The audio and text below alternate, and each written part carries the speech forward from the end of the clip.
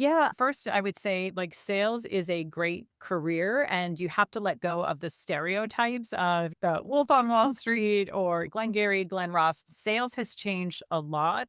And for folks who are empathetic, curious, want to help other people, that is sales. And that's what it means to be a sales professional.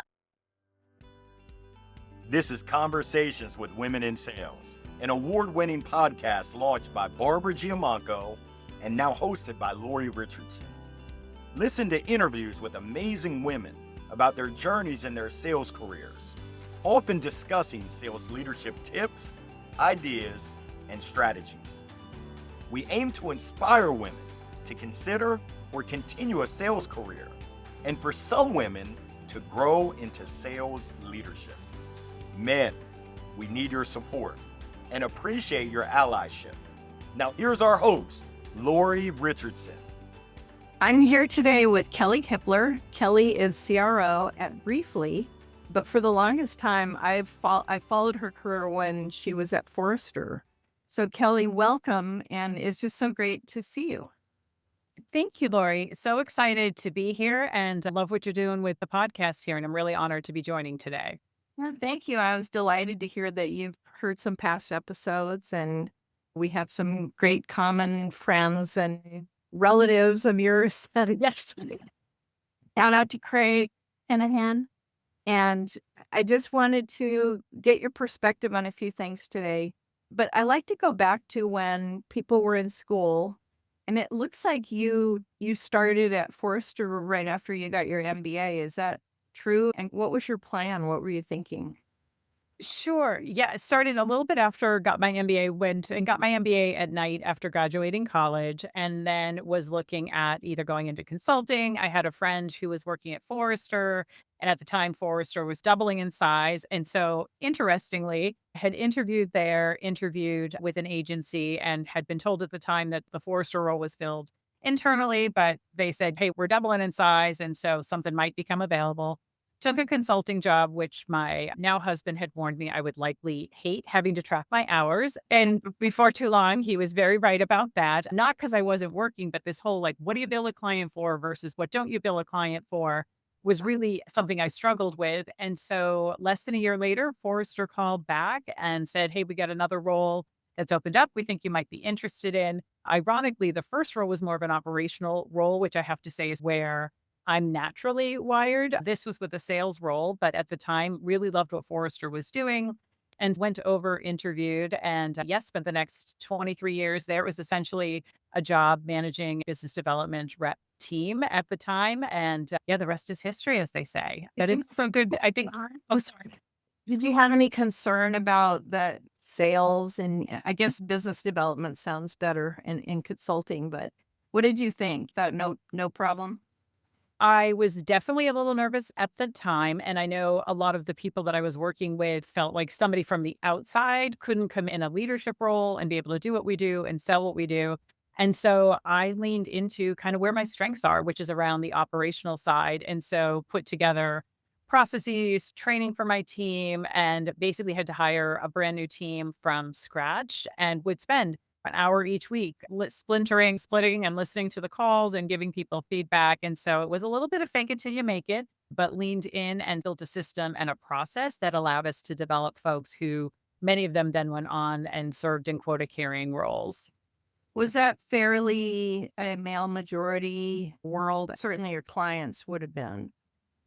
Absolutely. I think the BDR role, I think, is one of those areas where it's still, and new business in general, I think still hard to get women into some of those entry level roles. So while I did have some female members of that team, it was mostly men at the time. I would say as you progress through the Forrester ranks, and certainly more so on the account management side, Forrester had a much more gender balanced blend. But I think there is something about the new business and the hunting, if you will, that sometimes is a bit of a deterrent for How women. about as a leader with your clients? Did you get the respect that the guys did in a sales leadership role? That's a great question. Because it was a BDR team, our team was working in tandem with actually the field sales. So my exposure to clients at the time was somewhat limited. But I will say one of the great things about Forrester was we had a number of great analysts and female thought leaders. I know Mary Shea, just as one example. And so I think our clients were actually really conditioned to hearing from thought leaders, both male and female. So it was a little bit unique that way. And I think that was actually part of what drew me to Forrester was just seeing how many great and strong female thought leaders like Mary Modal were there being quoted in the Wall Street Journal back before the year 2000. And that really helped my comfort level with taking the role and moving into the organization. And also, shout out to Forrester for doing research on women in sales, which Yes. Mary kind of spearheaded that. I loved to that adds the credibility to what the rest of us are talking about. So that was really fantastic. But I know that you have been really talking people-centered leadership, and you have some upcoming talks that you're going to be speaking about that. And I just wonder if you give us a little snippet how you've utilized people-centered leadership and what it really is and how it can be helpful. Absolutely. And thank you. And so, again, as I mentioned, for me personally, and I think part of the reason I like to share the fact that I came with more of an operational mindset and background, was more comfortable with numbers and spreadsheets. And I think as you start leading, you realize that at the end of the day, it's all about the people. A sale, a deal doesn't happen because I did something. It happens because one of our team members somewhere around the world did something. And I think it's that pivot and that mindset where you start to say, okay, it's my job to build a system that allows the sellers to be successful. And so for me, what people centered leadership really means is that number one, you're putting your people first because you recognize that at the end of the day, they are the ones who are driving the performance. I think you then have to work to build trust and doing it through things like honesty, transparency, and giving candid feedback really help. And that was something that I leaned into and I think benefited from having been at Forrester so long and being a known quantity. And then I think the third piece is really your focus as a leader being around removing roadblocks for your team so that they can be more successful. And because the more quota carriers you have who get to plan, the less likely they're going to be to leave. And the more folks that stay, the more likely you're going to be to grow your business. I think just similar to when you churn clients, you can't grow your business. When you're churning good reps, you can't grow your business either. And so really being focused on, we used to call it taking sand out of the gears so that sellers could become more successful is something that we really tried to lean into to help get to sustainable and profitable growth for the organization. Yeah, that's great. I love that about the sand. Building trust through honesty, transparency, and real feedback. Why don't more sales managers do that? Is it because they've not been trained? Because I definitely have a bias about that. Y- That's a great question. I think that a lot of sales leaders don't necessarily get trained on the full how the business works. And they're just so laser focused on getting to a number. And I think, in fairness to sales leaders, and I saw some research from Sales Benchmark Index recently that indicated the average tenure of a CRO is now down to 19 months. It's like, how much trouble can you get in 19 months, given how long it takes to change things? And so I think people come in with this mindset of being so focused on the number and managing up that they actually forget about the people and what it is that they're trying to do and build. And I've heard stories of, oh, yeah, we had a new CRO come in, and this is a second level leader who was there for 4 months and never even spoke to the leader. Instead of, you know what, the first thing you need to do when you step into a new role is meet your team and figure out what's going on with the organization, get their feedback, let them know what your perspectives are. And yet so many people skip those steps. And I don't know if it's just that they weren't trained to do it. Would love to get your perspective. Or I think so much of it is just a lot of people focus on managing up and not on the people who they're there to serve. I think maybe it's just a different perspective on where your primary responsibility lies. Yeah, the servant leadership idea, where if I'm your manager, I'm here to help you succeed. Yeah. I've seen situations where a manager won't talk to certain reps because they're mad at them or they didn't do what they wanted. It's I don't know, it's like a family issue, almost family problems, like things that need to be solved because it just doesn't work. So I go around with different theories and ideas, but I do think that if we had more training and better training, certainly people-centered leadership is something I could totally embrace. And I'm looking forward to hearing more, but you have some specific ideas about what a leader can do right? In terms of ways to get engagement and collect feedback and things. Absolutely. And you're so right, Laura. I think, first and foremost, it starts with getting feedback from your team. And that does not mean going and asking if they have any feedback for you. And I realized this by myself having gone through it because I would ask people, what can I do differently and or better? And what happens is you forget that even if you've worked with people for a number of years, even if you're the one who put them in that seat, there's still a power dynamic there. And people are afraid sometimes to share feedback. And I did a round of upward feedback when I was a CSO at Forrester. And some stuff came out that I was like, why didn't you guys tell me this? And not like huge, horrible things, but even little things like, we know when you send us an email on the weekend, you don't expect us to respond. But because you're sending the email and we know you're working, we feel like we need to respond. And I was like, okay, I can save them in my drafts and I will hit send Monday morning and I'll flood your inbox then if you prefer. And they're like, yes, we would. And so problem solved. And I was just like, why did you guys not say anything? And again, it came back to this. Literally, one of my team members said, you have the power to make or break my career. And so, no matter how approachable you think you are, no matter how many times you ask for the feedback, people are going to be afraid to give it to you. And so, if you truly and genuinely want the feedback, whether it's someone from your operations team, someone from HR who's a trusted business partner, get the feedback, but let people do it anonymously. And then when you get the feedback, I often recommend going to a quiet place, end a day, and don't sit there trying to figure out who said what or where did this comment come from. It's really about treating the feedback as a gift and then looking for trends and things that you can address. And then following up to actually tell your team, thanking them for the feedback. Here's what I saw. And then most importantly, here's what I'm going to do. Because if you collect the feedback and then never follow up with folks, you'll never get that chance again to get honest feedback from them. So I think first and foremost is just getting that feedback, getting the baseline from your team, but it absolutely has to be some type of anonymous survey or way for them to give feedback, or you won't get what they truly think. Yeah. And even with anonymous surveys, I think people are skeptical. I bet they can track me somehow. Fair, absolutely. And I do think that's maybe where some of the trust has to come in. And then I think a part of it too is just making sure you're spending time with your teams. And I think there are a bunch of different ways you can do that. And it's got to be a two-way conversation. So yes, we would do monthly all hands calls, but anytime I traveled, I would try to do an ask me anything session in the office or schedule one-on-ones with the managers, high performers. We had a sales advisory council. So it was a chance for sales reps from across the organization got nominated each year by their peers.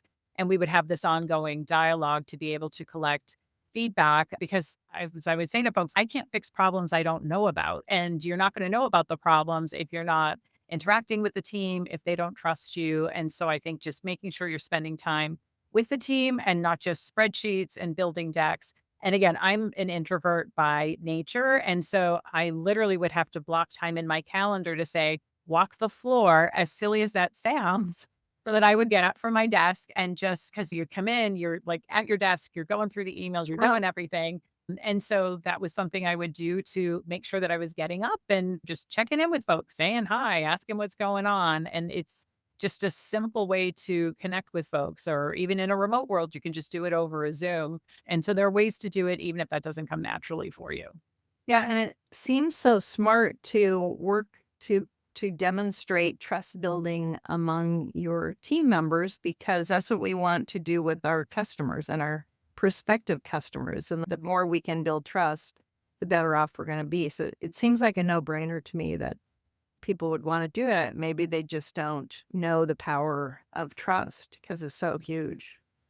You're so right, Lori. And not to date myself, but when I was going for my MBA at night, Harvard Business Review had come out with this report, Service Profit Chain. And to boil it down, it basically talked about the fact that how you treat your employees is how they're going to turn around and treat your customers. And there could be a virtuous loop or it can be a negative if you're not paying attention and building that trust because how you treat your employees is then going to signal to them how they interact with clients. And couldn't agree with you more on that. Tiffany Bova wrote a book about that too. Oh, okay. Reminds me of her book. So I'm going to have to add that to my list. yeah, it's very good. And she has a lot of really great examples of companies that have put employees first, which ultimately results in customers first. So we agree that sales is a challenging and rewarding profession for sure. Now with AI and the simple tasks being done for us, especially when you think about your old role when you were overseeing BDRs, what a difference it would be today. And but yet there are skills that particularly women bring strongly, which have to do with our empathy and our communication skills and our listening skills. And I wonder if you think it might be even a better time for women now because of that.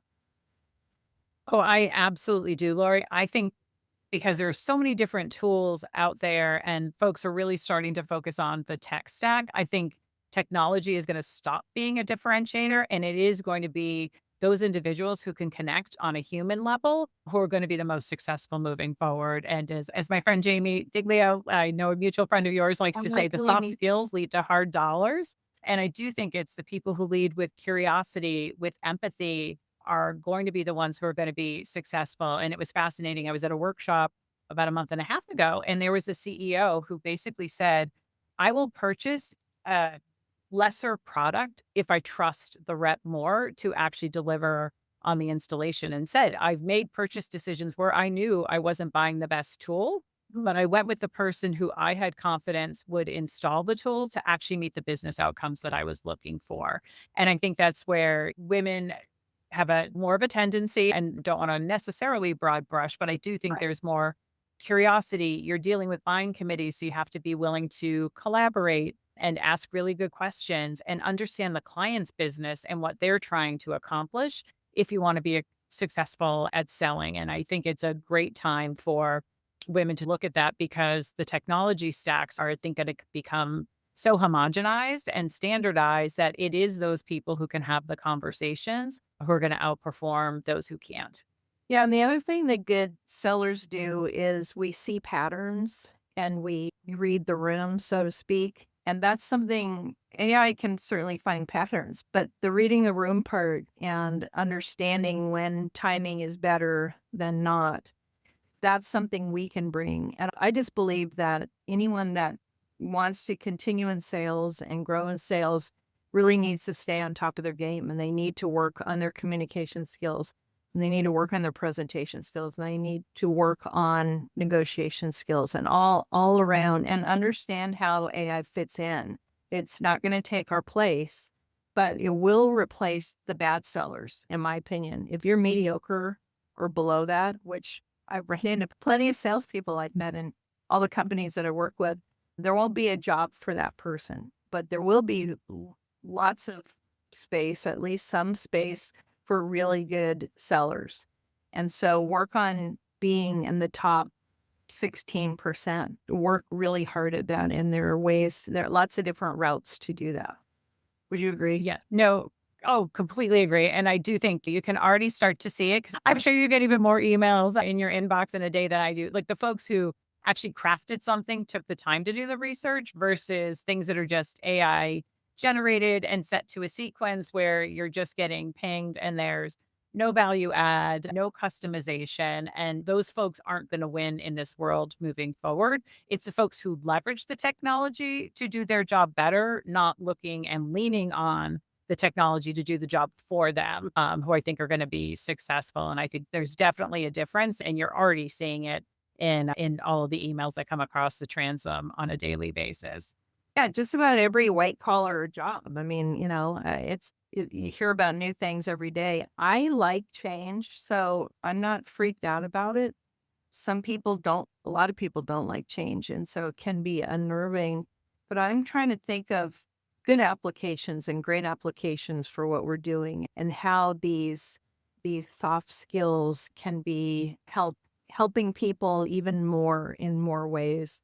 So it makes me think more. And although the economy, sometimes we get a little slow and there's a little bit of stuttering that's going on.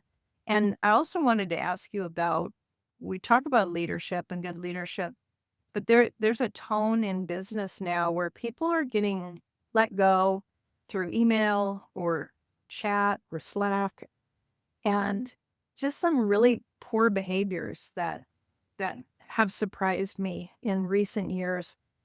How do you feel about that? And how do we get more people to be better leaders? Yeah.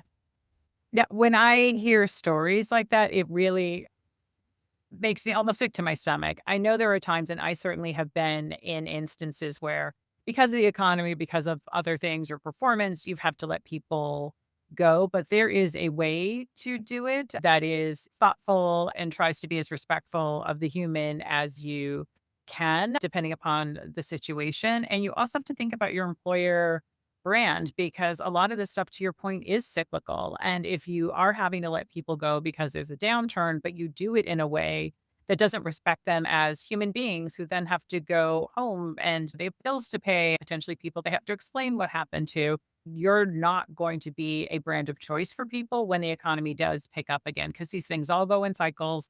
The pendulum swings back and forth. And I do think once you hire somebody as a sales leader, you have a responsibility to try to the best of your ability, set them up in a situation where they can get to their on target earnings. Like, to me, that's the commitment. If we do our end and you do your end, you should be able to get to your OT. Now, certainly there are times where things go outside of one's span of control. It's somebody's career and it's their livelihood. And you always have to keep that in mind, even when these unfortunate situations happen. And to me, it's just the epitome of people don't care. And then they turn around and wonder why their employees don't trust them and I think it starts with the employer not living up to their brand promise that then breaks that cycle of trust. And in our example here, we've given a shout out to Forrester, which I just did again. And you're even paying more. I'm not interacting with them right now, but we know I know it's a good brand and I know they've done really good things. And that's the importance, is that even if you're applying for a job or if you left the company and you don't get the job and you're not at the company anymore, you can still recommend it to other people. You can recommend it to your employer to do business with. It's so silly to short-sighted, I guess is the word I'm looking for, to say, we're just going to get rid of this employee and then whatever happens, or to ghost people after they've had 3 or 4 in-depth interviews. And another one that gets me is like, you can't send a note, just a quick, you could cut and paste it, but something, Absolutely. don't ghost people, anyone, please. That's my ask to people. No, I so agree with that. And this world is so connected and it is such a small industry and or space. And people should recognize somebody may not plaster it all over LinkedIn, but if a connection sees, whether it's a recruiter, whether it's a company that somebody hadn't, they'll reach out and back channel feedback. And absolutely, I think the ghosting that I hear, I had one former colleague of mine, she went through 14 interviews, told an offer was coming, and then got ghosted. Just mind blowing, mind blowing. Yeah, and I know of real deals where someone didn't get it, a company didn't get it because of something they were told behind the scenes about that company or about the leadership. And one was $1 million deal and one was a multiple $100,000 deal. So that stuff really happens. Reputation is all that we have at the end of the day. That's what I have to go into my next opportunity with.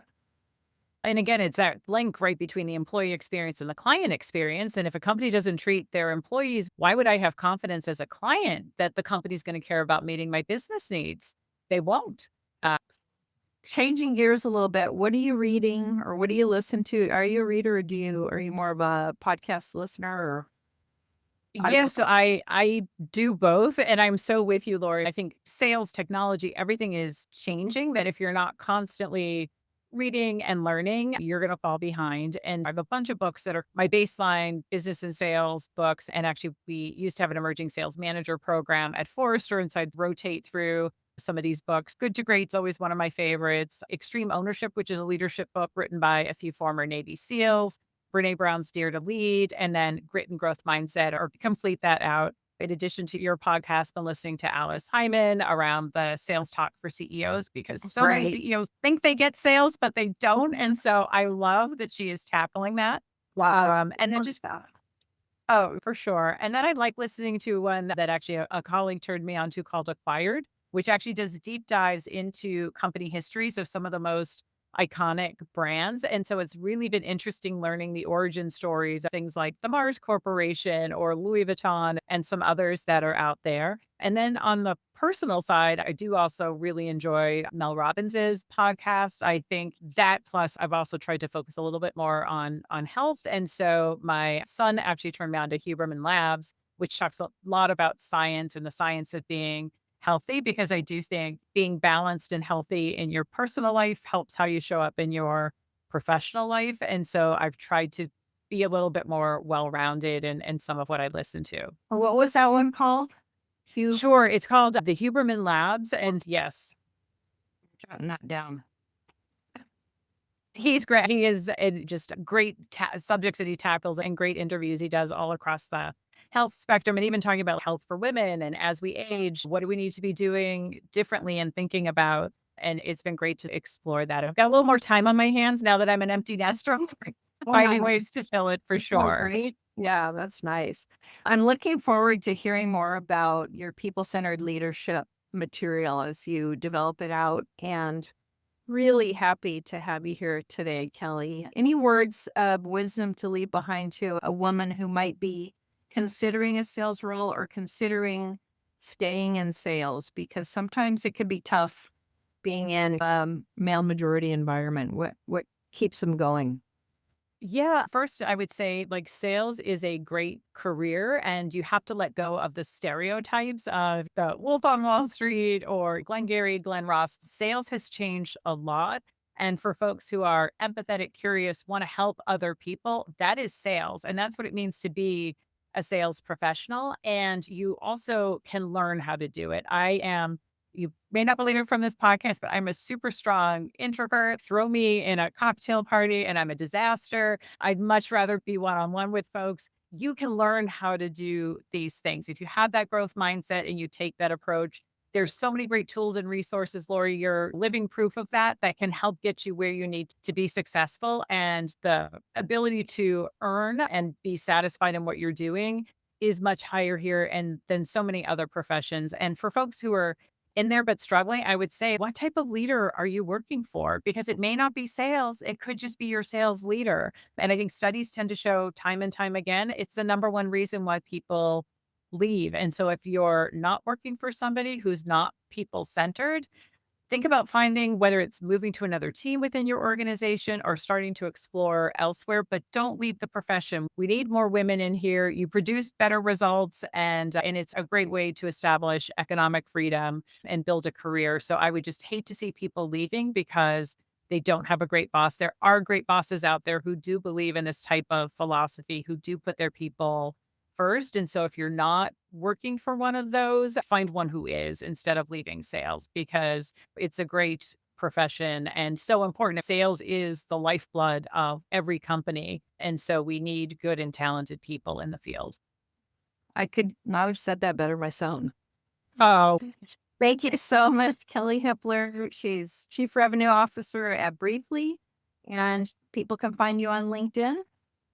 absolutely. Absolutely. And thank you so much, Lori. It's been great seeing you today. Pleasure. I'm your announcer, Larry Long Jr., and we sincerely thank you for listening to this episode of Conversations with Women in Sales, encouraging you to share an episode with all of your friends and your favorite male allies. Let's work together to change the face of sales. Until next time, you can find all of our episodes at womensalespros.com/podcast.